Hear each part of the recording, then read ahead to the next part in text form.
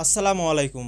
বাংলাদেশ, পাকিস্তান এবং ভারত এই তিনটি দেশকে কেন্দ্র করে দক্ষিণ এশিয়ার বিশ্ব রাজনীতিতে শুরু হয়েছে এক বিশাল তোলপাড়। হ্যাঁ বন্ধুরা, আপনারা ঠিকই শুনেছেন। শুধুমাত্র বাংলাদেশ, পাকিস্তান এবং ভারতকে কেন্দ্র করেই কিছুদিন পর পরই গরম হয়ে উঠছে বিশ্ব রাজনীতি। কিন্তু আবার হঠাৎ করে কি হলো, চলুন আজকে সেটা আপনাদের মাঝে তুলে ধরি।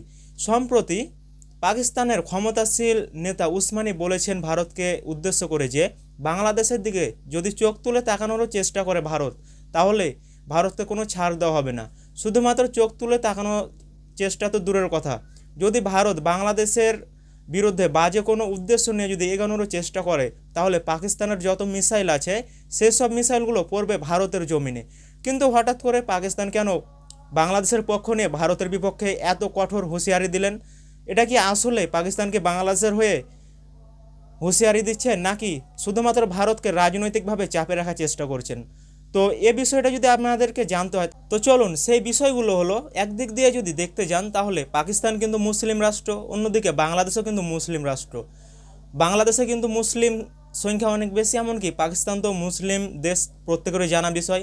অন্যদিকে ভারত কিন্তু হিন্দু রাষ্ট্র, ভারতে কিন্তু হিন্দু সবচেয়ে বেশি আছে।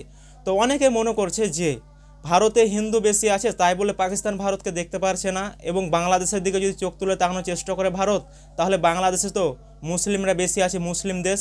তার জন্য হয়তো পাকিস্তান ভাবছে যে মুসলিম দেশকে যদি সে ধ্বংস করার চেষ্টা করে, অর্থাৎ বাংলাদেশকে, তাহলে ভারতকে ছাড় দেওয়া হবে না। তবে আসলেই কি এটাই উদ্দেশ্য পাকিস্তানের, নাকি অন্য কিছু?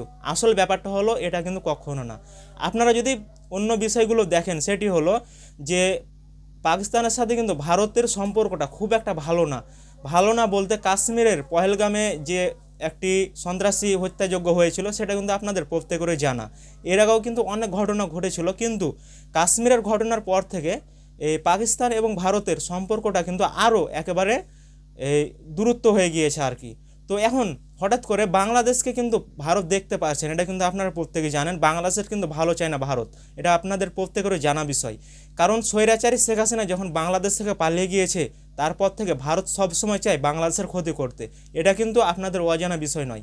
এখন পাকিস্তান চাইছে কি, যে পাকিস্তানের কথা হলো এটি, যে সেটি হলো ভারত যদি বিনা কারণে বাংলাদেশের দিকে তাকানোর চেষ্টা করে, বাংলাদেশকে যদি ধ্বংস করার চেষ্টা করে, অথবা বাজে উদ্দেশ্য নিয়ে বাংলাদেশের বিরুদ্ধে যায়, তাহলে ভারতকে ছাড় দেবে না পাকিস্তান।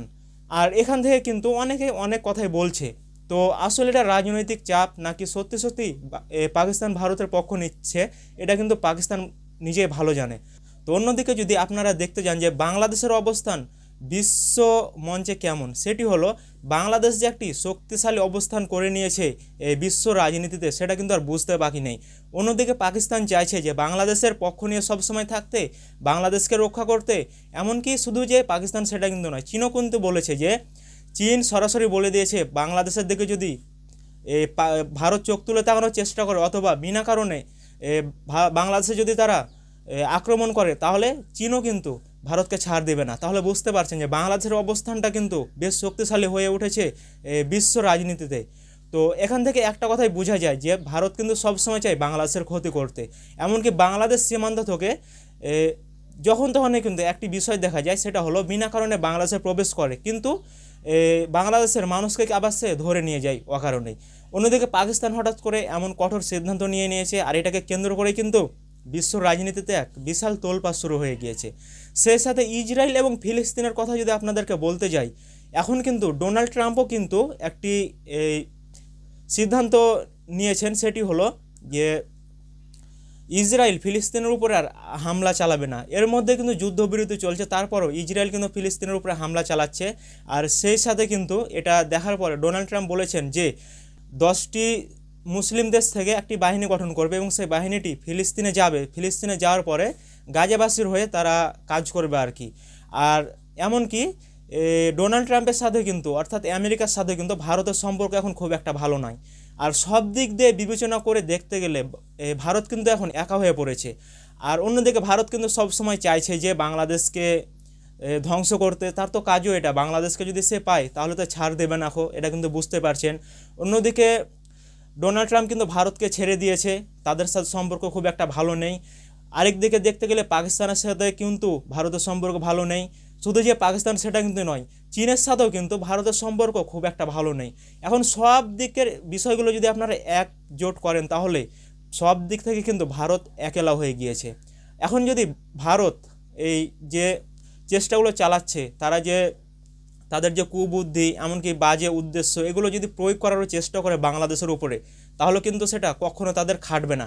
কারণ পাকিস্তান যেভাবে শক্ত অবস্থান নিয়েছে বাংলাদেশের পক্ষ নিয়ে, এমনকি চীন চীন এবং পাকিস্তান যদি বাংলাদেশের পাশে থাকে তাহলে কিন্তু বাংলাদেশের কেউ কিছু করতে পারবে না, এটা কিন্তু বুঝতে পারছেন। তো ভিউয়ার্স, এ নিয়ে আপনাদের মতামত কি, যে পাকিস্তান কি আসলে বাংলাদেশের পক্ষ নিয়ে কথাগুলো বলছে সেটা কি মন থেকে, নাকি রাজনৈতিক চাপে শুধুমাত্র ভারতকে ফেলতে যাচ্ছে, নাকি অন্য কোনো উদ্দেশ্য আছে পাকিস্তানের? এবং আপনি কোথা থেকে ভিডিওটি দেখলেন তা অবশ্যই কমেন্টে জানাবেন। সেই সাথে পরবর্তী ভিডিও পেতে অবশ্যই চ্যানেলটি সাবস্ক্রাইব করে রাখুন। ধন্যবাদ।